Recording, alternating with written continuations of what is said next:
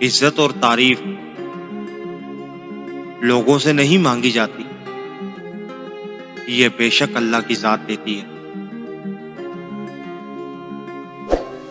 अगर आप खुद कामयाबी की सीढ़ी पर नहीं चढ़ सके तो जो कोशिश कर रहे हैं इनके सर पर चढ़कर तनकीद मत करो।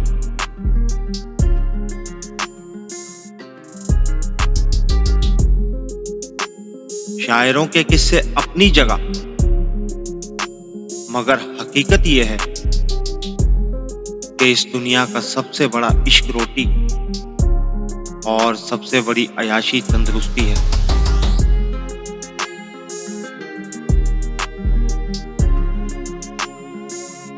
मुश्किल से मुश्किल हालात में भी दिन सिर्फ 24 घंटे का ही होता है। वक्त ठहरता नहीं, गुजर ही जाता है। अलबत्ता रवैये याद रह जाते हैं। अगर सब कुछ उल्टा हो रहा हो जिंदगी में तो अल्लाह की मदद के लिए तैयार हो जाओ,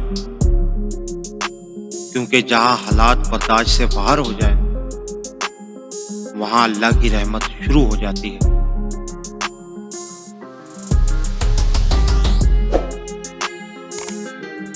मैंने कुछ रिश्ते अपनी गलती ना होते हुए भी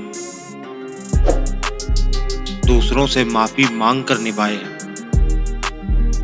मिन्नतें करके निभाए हैं। फिर भी लोग कदर ना करें तो दुख होता है।